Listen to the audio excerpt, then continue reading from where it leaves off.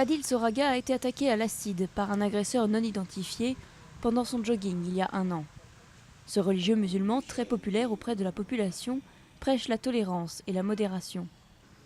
Mais à l'heure où une partie des musulmans de l'île est-africaine de Zanzibar se sont radicalisés, il ne fait pas l'unanimité.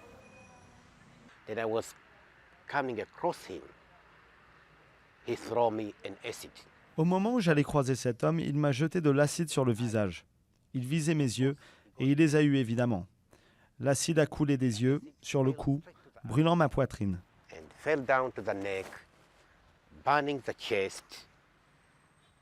C'était une attaque très grave.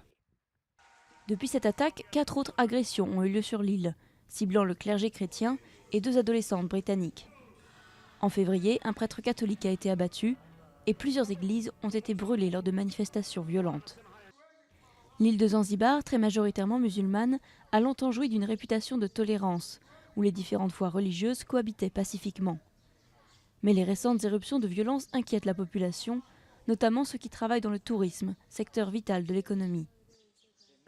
Quand l'église des Assemblées de Dieu, un mouvement pentecôtiste, a été incendié l'année dernière, le drapeau du groupe islamiste Uamsho, l'éveil en swahili, avait été érigé au-dessus des ruines. I think there is this global jihad spirit, which is happening all over the world. Je pense qu'il existe un climat global de djihadisme, vous voyez, partout dans le monde. Ça touche des parties de l'Afrique, dont Zanzibar. Il y a quelques personnes qui pensent que l'islam est la seule religion qui devrait exister ici, à Zanzibar.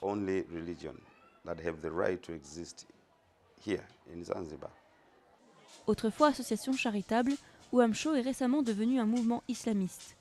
Ses membres restent minoritaires dans le pays, mais ils gagnent en influence. Le groupe nie avoir pris part aux attaques, mais pour beaucoup, Uamsho a réussi à capitaliser sur les tensions culturelles et politiques existantes pour nourrir l'islam radical. These people, Uamsho is a very small group, and they tend to. Ces gens d'Uamsho, c'est vraiment un petit groupe. Ils utilisent la jeunesse comme une opportunité.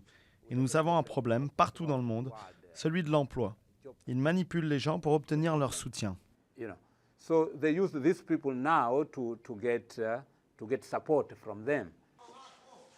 Officiellement, 34% de la population active de Zanzibar est au chômage, mais le taux réel serait bien plus élevé. Et tant que les habitants ne sortent pas de la pauvreté, l'islamisme a des chances de continuer à attirer les mécontents ou les décourager.